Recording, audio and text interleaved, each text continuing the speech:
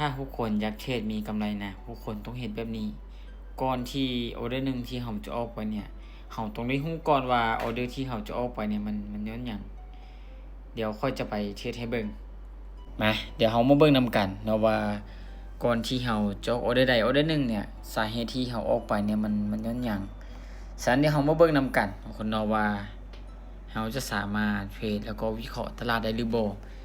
เดี๋ยวมาเบิ่งนำกันเดี๋ยวคนเด้อเดี๋ยวออเดอร์นี้จะไปอยู่ที่25เหรียญจะบ่ไปหลายเนาะแต่ว่าออเดอร์ที่เราจะออกไปนี่เราก็ต้องได้รู้ก่อนว่าสาเหตุหลักๆในการออกออเดอร์ของเราเนี่ยมันย้อนหยังต้องมีการวิเคราะห์เดี๋ยวคนเด้อ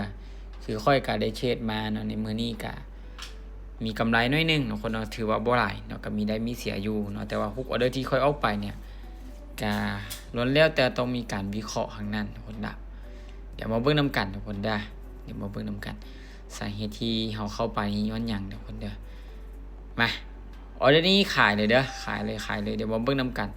สาเหตุในการขายของเรานี่เป็นย้อนหยังเดี๋ยวมาเบิ่งนำกันเดี๋ยวคนเด้อ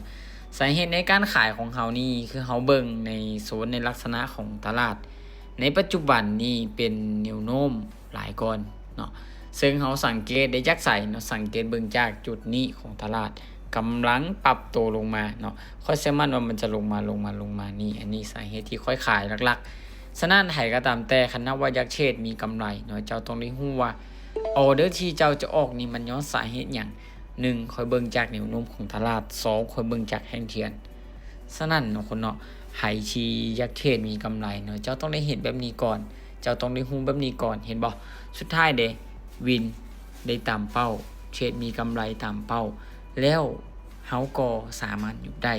ซึ่งมื้อนี้ก็ถามว่าค่อยวินทุกไม้บ่แต่ก็บ่ได้วินทุกไม้เดี๋ยวคนในการเทรดเนาะมันจะมีได้มีเสียแต่ว่าเฮาก็ต้องได้รู้ก่อนคนเนาะว่าสาเหตุหลักๆของเฮาเนี่ยเป็นย้อนหยังเวลาเฮาเทรดเสียฉะนั้นทุกคนต้องได้รู้ปัญหาหลักๆของตนเองเนาะแต่ว่าสาเหตุที่ค่อยเนาะเทรดวินเนาะมีกำไรก็ย้อนว่าค่อยเนี่ยจะออกออเดอร์ใดออเดอร์หนึ่งค่อยต้องได้รู้ก่อนว่าออเดอร์ที่ค่อยจะออกนี่มันเป็นย้อนหยังหรือค่อยบ่ออกเนี่ยมันเป็นย้อนตลาดแบบใดหลักๆคือเฮาต้องได้เบิ่งตลาดให้มันเป็นหลักๆคือเฮาต้องมีความรู้แล้วก็ไปเทรดเอากำไรจากตลาดแต่คันแท้ว่าเฮาบ่มีความรู้เลยทุกคนเนาะแน่นอนการเทรดของเฮามันก็จะยากที่จะสามารถสร้างกำไรจากตลาดนี้ได้เนาะสำหรับคลิปนี้หวังว่าจะเป็นแนวทางให้กับหลายๆคนที่อยากศึกษาในทางด้านการเทรดหวังว่าจะเป็นประโยชน์ให้กับคนที่เบิ่งอยู่ในคลิปนี้เนาะโอเคสำหรับคลิปนี้ขอบใจถ่ายที่เบิ่งมาจนจบเด้อ